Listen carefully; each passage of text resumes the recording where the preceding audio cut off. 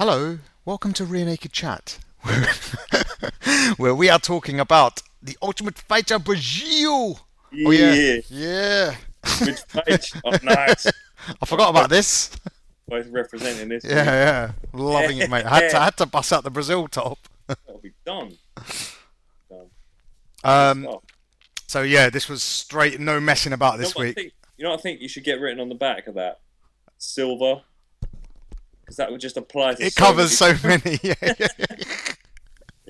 Even in football, MMA, just all of it. Silver, nice.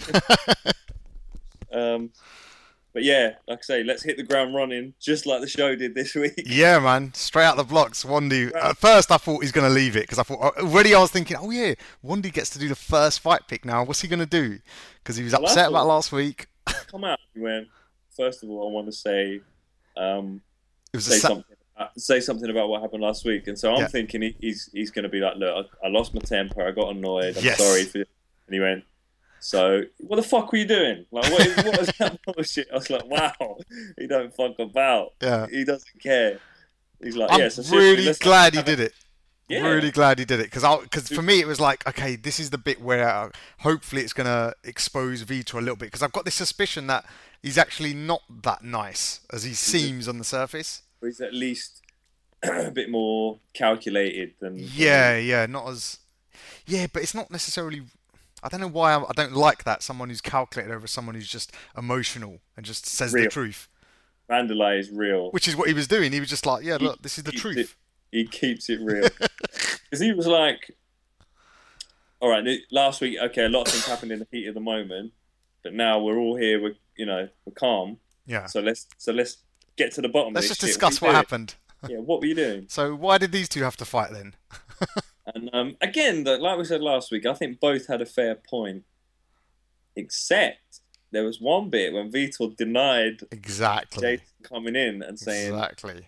now personally, I'll kind of write that off, or give him the benefit of the doubt more that Jason came in and was talking. Yeah. And he He was wasn't kind of listening. just sitting there, not really paying that much Well, no, attention. he was too busy focusing on looking elegant whilst eating his apple that he maybe just couldn't hear him. It just he was sitting in such a strange way, just eating this apple, Just and like he knew regal. he knew the camera was on him as well. I think. Yeah, maybe. But yeah, he just misread the whole that whole situation where Ronnie Jason came into the dressing room. He basically misread the whole thing.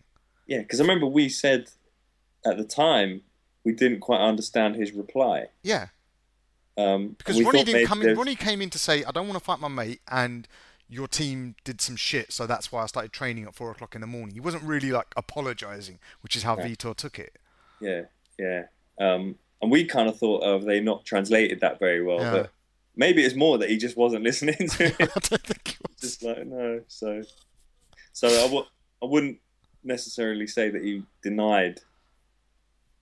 He did remember him saying it and was just lying. I Yeah. think it was more that he just didn't really pay It any didn't attention. register. It didn't register Yeah, for some yeah, reason. It didn't register. I like the bit where Wandy goes, he said one thing, but he told one thing, but said another thing, and he goes, "We're sick of that here in Brazil." And I was thinking, oh, hold on, that's sort of a problem everywhere. yeah. That's True. not exclusive to Brazil. People lying.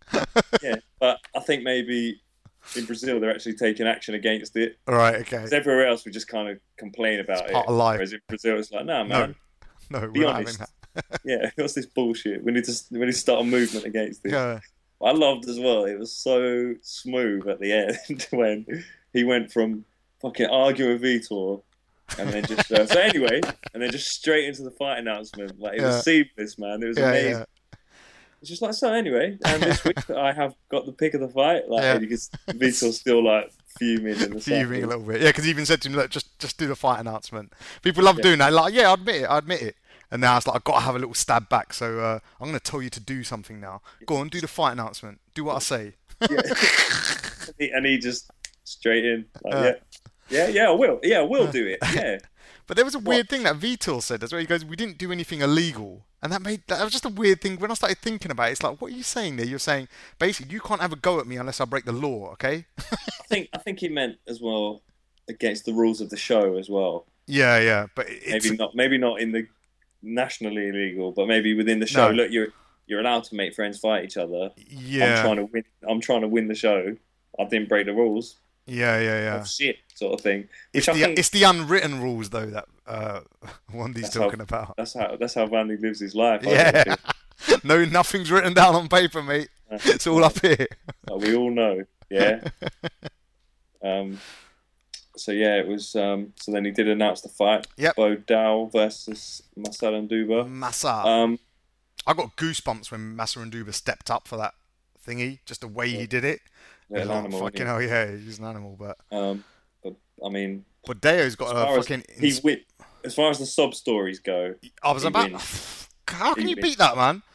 And the way he come out of it as well, he's just like, yeah, everyone knows me as Bodeo. I was born in Sao Paulo, lived in the same neighbourhood all my life. I had a tumour when I was 9. Doctor said I would die twice. Yeah. And my brother had leukemia at the same time, just down the corridor, just on the left. Yeah. It's like, what? And then he's like, and then when I beat the cancer, the doctor then said, you'll never be able to do any kind of exercise as long as you live. Yeah. He was just like... Ridiculous story. And the weird thing was, it was by far the saddest story, yet no tears. No. When someone's been through that, it's like, I think I've cried enough. You know what I mean? This ain't going to make me cry now, just talking about it. It's like, you can almost tell, like, he's been through that at such a young age. He's now like, I'm just so happy to be alive. Yeah. I'm winning every day. Every day. Nothing's going to faze that guy. Yeah. It's just, nothing. And he seems like such a super nice guy. He does, he really does. Like, straight away, just from that, because coming into it, I was like, I just want to see Massa Nduba fuck him up. Yeah. And it was like, right, I really like this guy. You bought into him, yeah. He just really came across as a cool guy. Because we hadn't really seen much of him. No, he's a really quiet person. And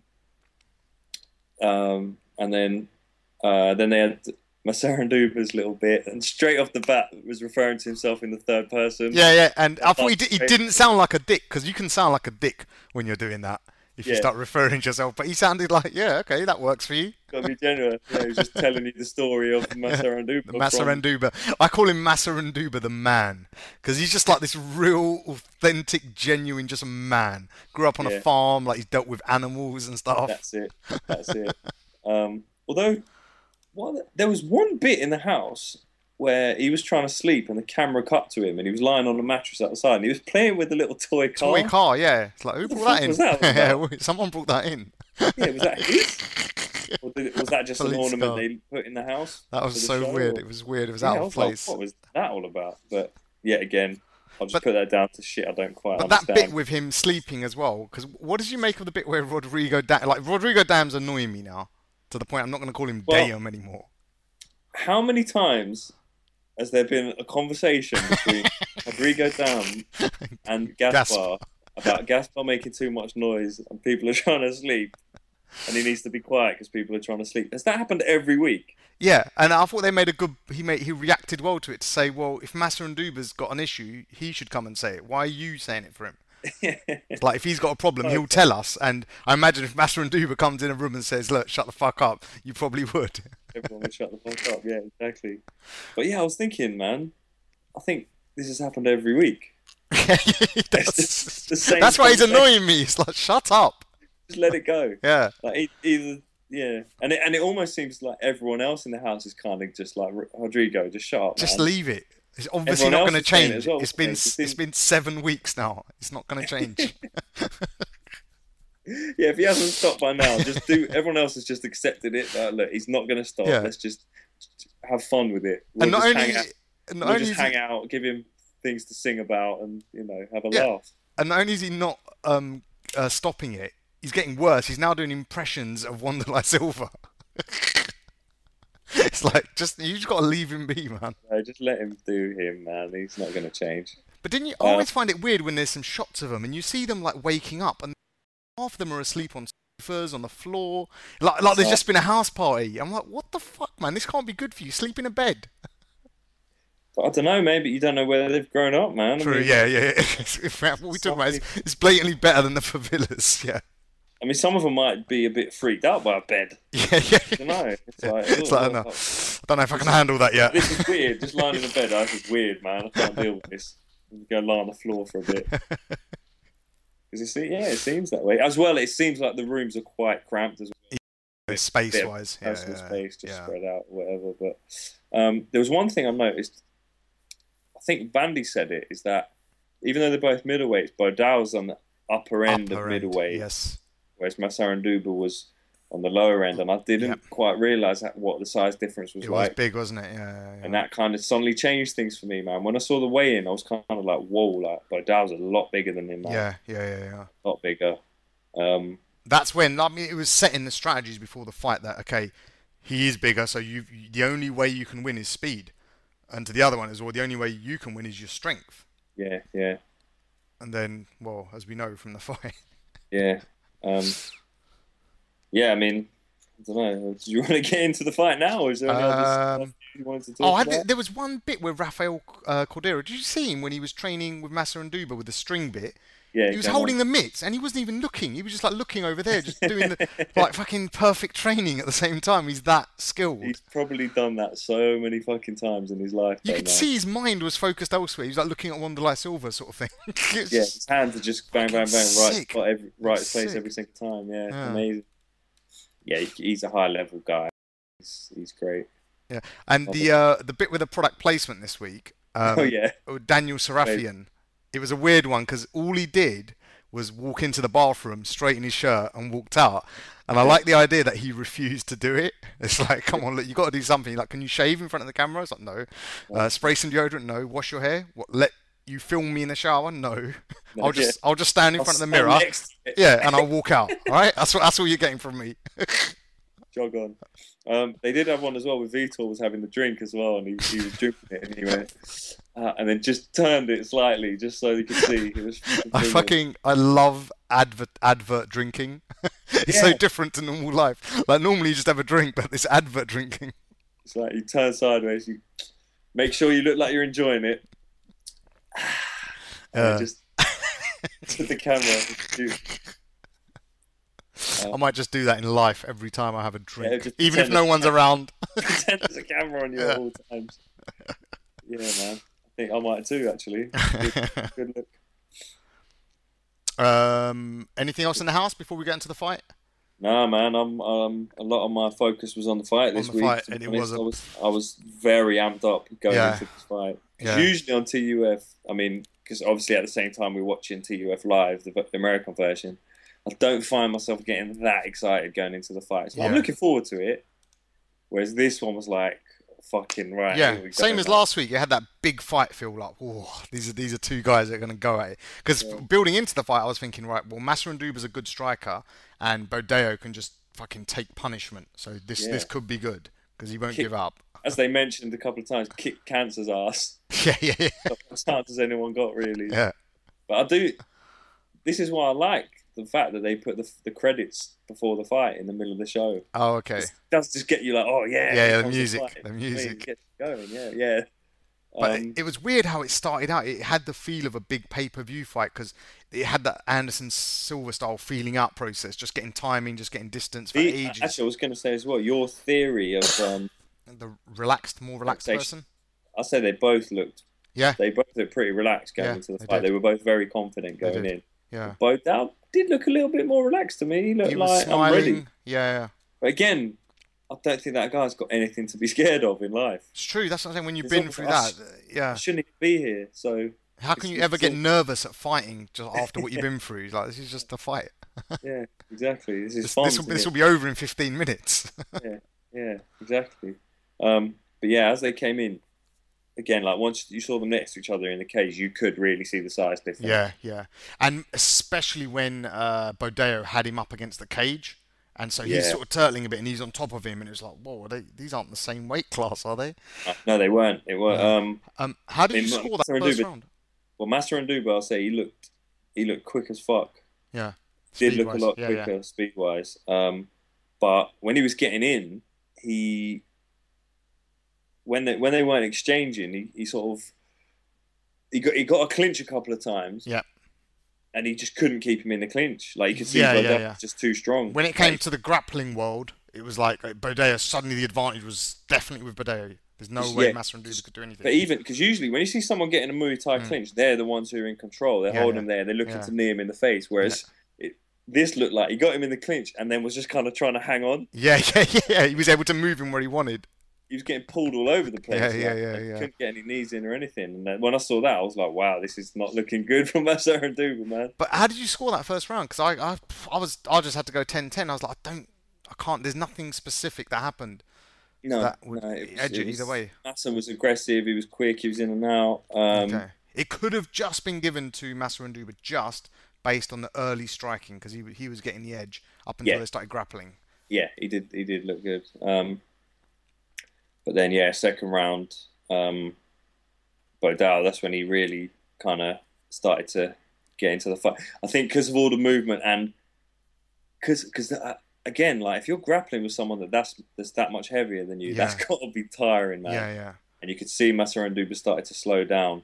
Yeah. That grappling game, that wasn't part of the strategy for him, and he's not a good grappler. So I don't think when you're not a good grappler, you're maybe not using your energy the right way as well. So when you're in those grappling situations, you're expending more energy You're not than someone efficient. Yeah, exactly. Yeah, yeah, Because he was just starting to breathe really heavy towards the end of the second round. yeah. In Like, fact, in the second round, there was something that happened where this is an observation I've made, and this is something I want to bring in. And it actually interesting that it happened this week because I first noticed it in the event last week or the week before, where Alan Belcher was fighting Husamar Polaris, where you've got ground and pound is a known sort of tactic they talk about. Yeah. Whereas when Belcher was fighting Polaris, it wasn't so much ground and pound because it was more because ground and pound suggests wrestling. You get him in a dominant position with wrestling, and smash him in the head. Whereas his was more like jiu-jitsu, ground and pound, and hitting him. Do you know what I mean? Yeah. Bodao was doing the same thing to Massaranduba. He was in his guard. He was working in his guard. Yeah. Fighting him with jiu-jitsu, but then also hitting him, and there were some big knees as well. Big knees coming all the way from the way back and straight up into him into the cage. But I'm saying when they're on the ground, when he was in his guard. Oh, on the floor. Right, yeah. That was in his guard. Right. He was working him with jiu-jitsu, but also pulling up, smacking him in the face. So I'd like a new phrase for this. Right. I'm thinking jits and blitz. Jits and blitz, okay, yeah. That's jits and blitz, that could catch on. That's the new version of ground and pound. So it's like you go for a Kimura, go for an arm, bosh. Yeah. You're like in the guard. Yeah. You know, and you're working. Maybe working for an armbar, like you say. Well, and then just smashing them in the face at the same time, yeah. I'll certainly be calling it that in my head every time I see it now. Every time you see it, yeah. Like I say, I've only started noticing it lately. Yeah. That's true mixed martial arts, isn't it? It's like when you go down, that's what you should be doing. You should be mixing it up. Yeah. Exactly. So maybe I might try and copyright that. maybe I might drop Joe Rogan a tweet. Like, if you want to use that, mate, it's all yours. No charge. Free entertainment. Yeah. But I'd say and then overall, Bodao looked. Are you still there? Yeah, 10-9 Bodao, yeah? Second round. Yeah, possibly even a 10-8, I think. Yeah. Obviously, that's not what happened. No. But he just looked too strong and heavy. Massaranduba, you could tell is the kind of guy who's all explosiveness. Yeah. And not a lot of stamina. I mean, as you saw in his fight into the house, he exploded early. Does it quick, yeah. And I heard a quote from Chael Sonnen recently, actually, on the Joe Rogan podcast. Oh, I need to listen to that, yeah. Where he said, oh God, what the fuck did he say? It was something along the lines of, you can either... anyone who goes in for a knockout won't win a decision. Oh, right, because they're not fighting that way. Yeah, that makes sense. Yeah. And also, you're expending a lot of energy looking for that knockout. Looking for it, yeah. So then as the fight goes later on, you've expanded a lot of your energy trying to knock them out. They're going to be able to manipulate you a lot more. So I thought it was a good point. And I think that sums up Massaranduba in this fight, basically. Yeah, because one of the commentators recently mentioned that as well. No, I think it's Kenny Florian in the last UFC on Fuel TV. And he kept saying it a few times in different fights because it's like you can't force a knockout. You've just got to let it come to you. And there was one fight where I think Brad Tavares was like throughout the fight, he's looking like he really was searching hungrily for this knockout, and it's like he's trying too desperately. Yeah. But Yeah. it felt like Massa Nduba didn't even get to that stage because he was all too willing to just go into his world and get up close to him.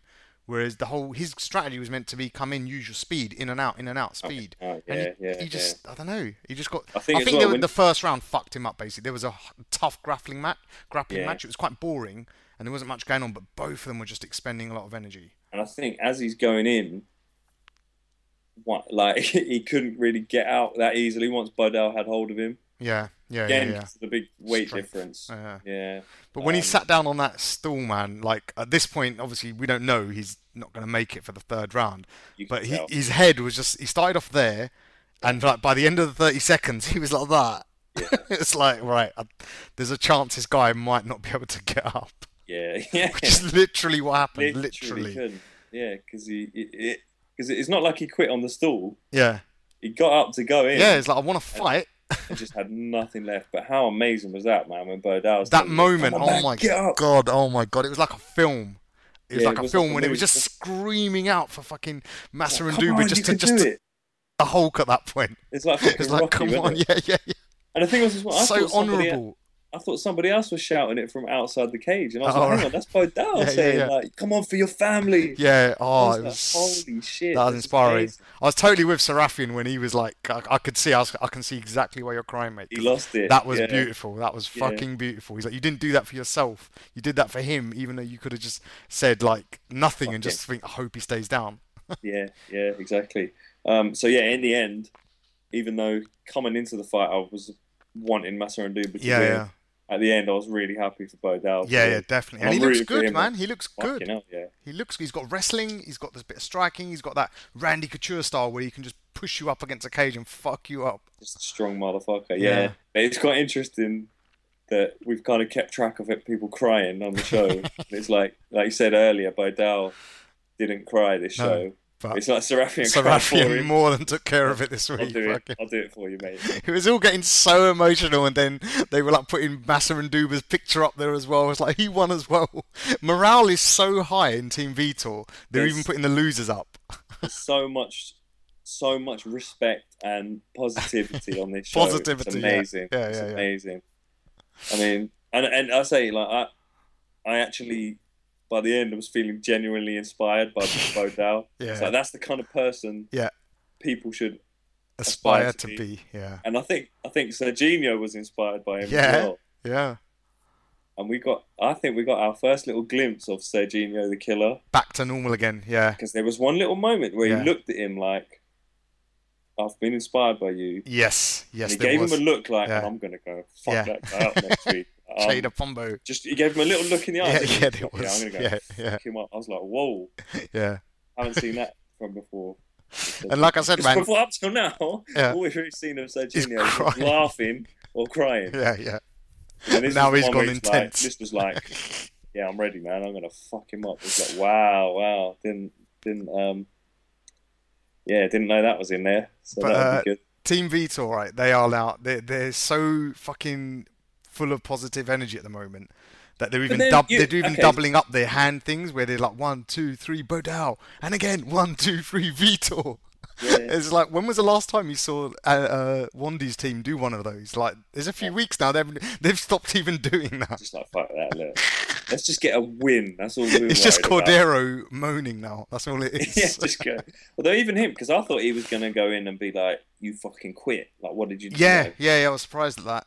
But he was. I think they could tell that he had literally given everything he had. Oh, come on, man! Even- Like, he wouldn't want to give up, would he? No. You just wouldn't in that, especially in this series. They're all so hungry to be there. Yeah, He yeah. literally couldn't stand. I've never seen that.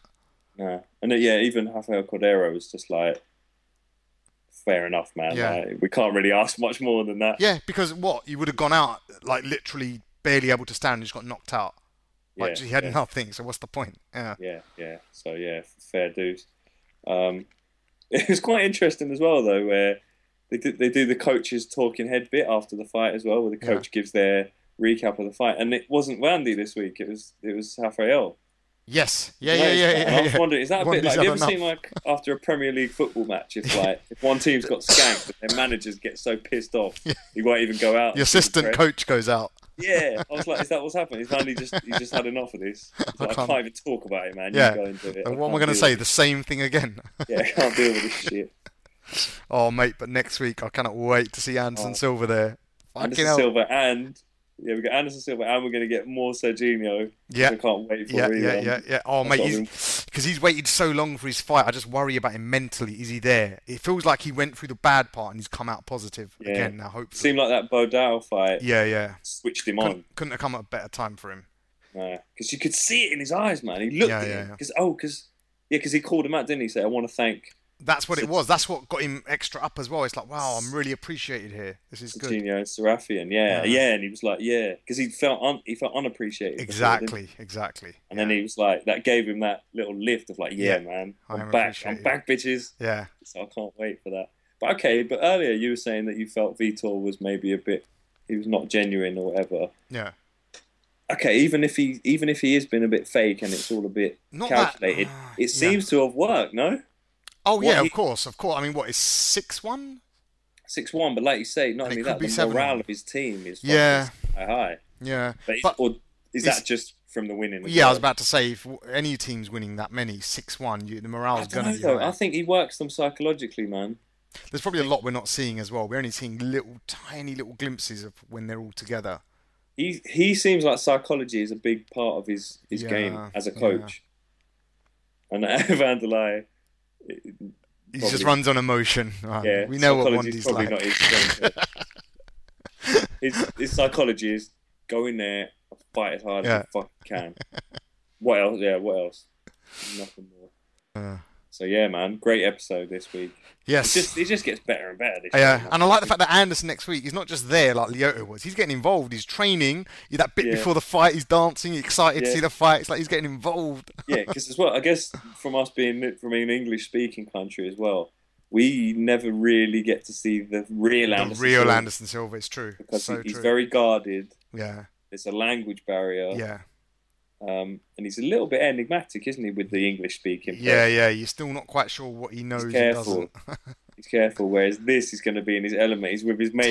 Totally. Yeah. He's on Brazilian TV as the champ, the number one fighter. Yeah, which he fucking is. And, I can't wait, man. Can't wait for next week. Always get very excited about this. So thank you for listening. Sorry the podcast was a little bit late this week. It's like Thursday. It's not going to go up till Friday. So it's nearly a week late. Stupid life getting in the way of talking about MMA. Paid for this, unfortunately. If there's any sponsors out there watching that want to give us some money to do this, let us know. rearnakedchat@gmail.com. Yes. Or Twitter, rearnakedchat. Yeah. Or just stick a comment on YouTube saying yeah, even that. Just Imagine that's how they do their sponsorship, though. They just go on and their comment is just their advert, and they do that on every video. On everything. No one's thought about that one, have they? Free advertising via comments. Spam adverts on comments, but usually if that's the best you've got for advertising, you're probably not the most successful company out there. Fair. Maybe that's what we should do then. yeah, maybe we should start trying that. Right, yeah, why not? But yeah, man, that was okay. That was nice. So yeah, thanks for watching again. Peace and love. Brilliant. And thank you for the comments. Obrigado. Yes, obrigado.